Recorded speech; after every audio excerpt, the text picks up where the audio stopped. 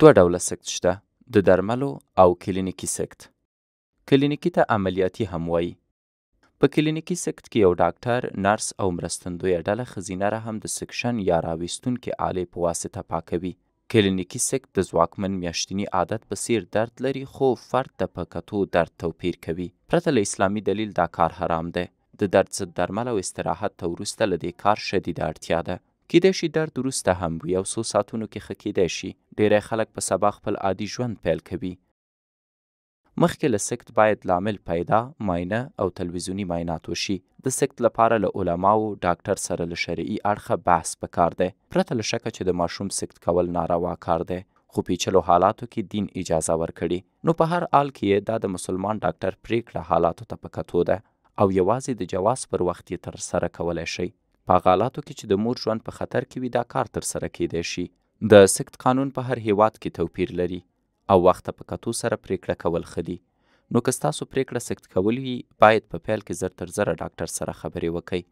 یوازې ډاکټر د قرآن په رڼا کې کولی شي د اولویتونو په حفظ سره یاده پریکړه وکړي.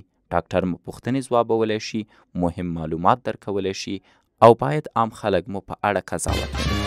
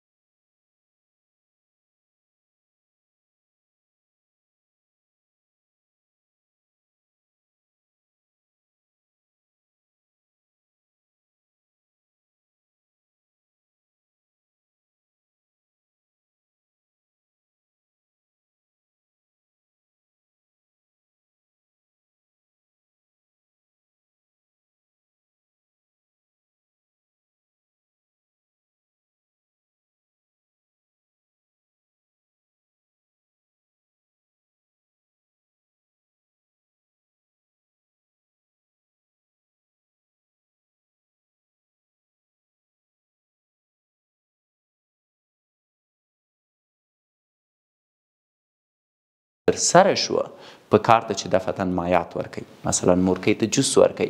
د دې ترڅنګ تاسو د یو ډاکټر په توګه چون عملیات شوی او عملیات درد لري، د درد وژونکي درمل ورته ورکولی شئ او مورکۍ ته باید ووایئ چې حداقل په لومړیو 40 ساعتونو کې استراحت وکړي. دا ډیره زیاته مهمه ده.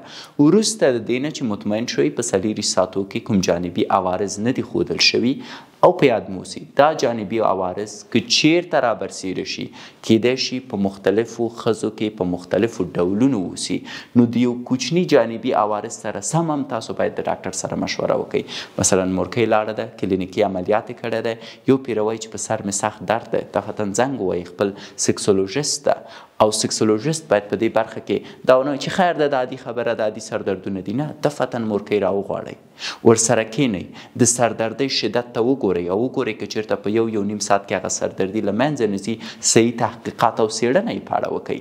نو که په 40 ساعتو کې هر څه نارمل روان و، د هغې نه وروسته مورکۍ کولی شي بیرته خپل عادي ژوند ته دوام ورکړي. مګر د ماشوم وژل په کلینیکي شکل دا مور ته سخت تمامیږي، پلار ته هم سخت تمامیږي، اما چون نارینه دی کولی شي ویې زغمي.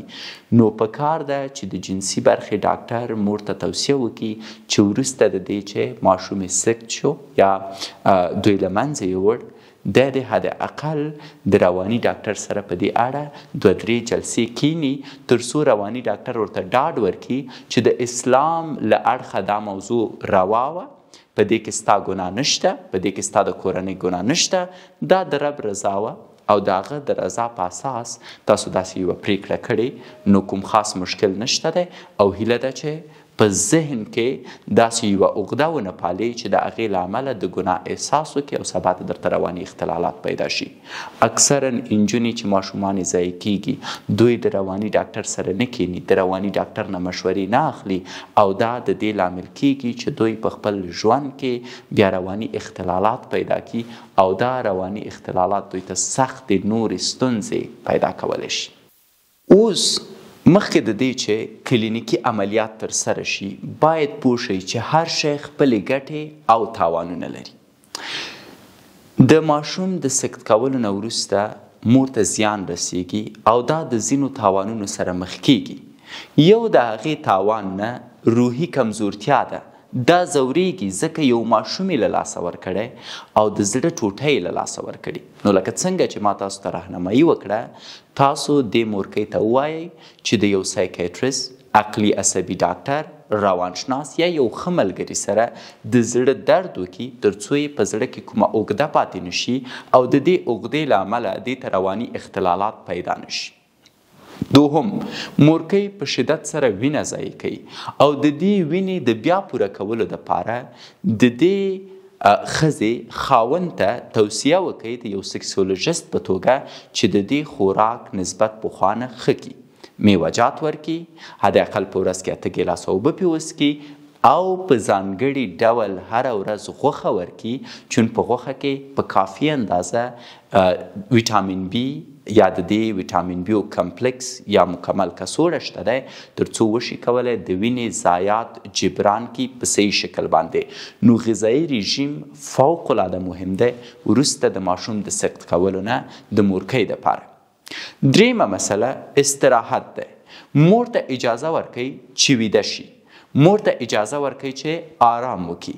که چیرته مورکۍ وروسته د دې عملیاتو نه استراحت او آرام ونه لري، نه یوازې دا چې په مغزو باندې بده اغیزه کولی شي بلکې فیزیکي بدلون هم پکې راتلی شي او د هورمونونو تغییرات هم راتلی شي چې دا د هورمونونو تغییرات بیا کیدای شي د میاشتني عادت د غیر نارماله کېدو لامله مو ګرځي. نو مورکۍ ته حداقل یو هفته کاملا استراحت ورکوي، څومره کارونه چې کوي هغه ورباندې کم کوي. هورمونیک بدلونونو اړوند مې خبرې وکړي، دې ته متوجه اوسئ د یو ډاکټر په توګه. مثلا وڅارئ چې ستاسو دغه ناروغې چې سکت یې کړی دی میاشتنی عادت نارماله دی، ډیر یا کم باید نه اوسي، بې وخته باید نه اوسي، د وینې بهیدنه د حد نه باید ډیره نه اوسي، تر څو تاسو پوه شئ او مطمئن شئ چې عملیات په صحیح شکل باندې ترسره شوي او مورکۍ ته په ځانګړي ډول د دې جنسي ساختمان یا جوړښت ته زیان نه دی رسېدلی. د دې ترڅنګ وګورئ که چیرته مورکۍ سوزاک لري، که چیرته مورکۍ ګیډې درد لري یا د مثانې درد لري یا د ګردو او پښتورګو درد لري، کوم عملیات مو چې ترسره کړي د هغې څېړنه دوباره وکئ تر څو مطمئن شئ چې خدای ناخسته تاسو په عملیاتو کې داسې کومه تېروتنه نه یې کړي چې د هغې له امله د مورکۍ فزیکي اناتومیک جوړښت زیان لیدلی او تاسو د دې زیان نه باخبره نه اوسئ چې بیا په اوږدمهاله کې خدای مکه دې مورکۍ ته کومه وایروسي یا ناسور ناروغي پیدا نشي. په آخره کې مخکې د دې چې د جنین د سکت اړوند فیصله وکئ حساسیتونو ته متوجه اوسئ. د اسلامي اړخ نه دا موضوع کاملا وڅېړئ. مطمئن اوسئ چې د علماو سره مشوره کړې او په هغه حالاتو کې چې د ماشوم سکت روا دی تاسو هغه حالات یادداشت کړي او کاملا ورباندې ډاډه یاست او په دې هم مطمئن یې چې کوم عملیات تاسو ترسره کوئ د اسلامي اصولو سره په ټکر کې نه دي. یوازې د مور خوښه یا یوازې د خاوند خوښه چې مورکۍ راولي مهمه نه ده. تاسو باید د ټولې کورنۍ سره مشوره کړي اوسئ او په دې مطمئن اوسئ چې د ماشوم سکت قانوني مسله ده. کیدای شي ډیره انجونې پرته د دې چې د یو چا سره حلاله اړیکه ولري حامله شوې اوسي او د هغې هلک لخوا په شدت سره مجبوره شوې اوسي چې راشي دا ماشوم سکت کړي د دې د خاطره چې د هغوی کورنۍ خبره نشي.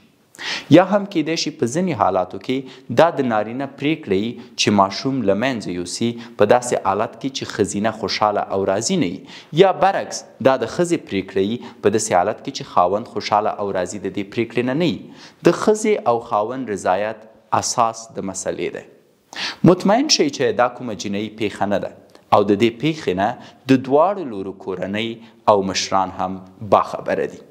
د سکت قانون هر هیواد ته په کتو توپیر کوي، اما موږ د یو مسلمان په توګه په هر هیواد کې چې اوسو اسلام ته په کتو کولی شو چې مشوره ورکو او د نورو خلکو قانون ته بدلون ورکو تر څو داسې پریکړه شوې وي چې په آینده کې خلکو په ډاکټر لا ډیر باور کړی، نه دا چې د باور خبره کاملا له منځه لاړوي او خلک ډاکټر د دې عمله مجرم وګڼي.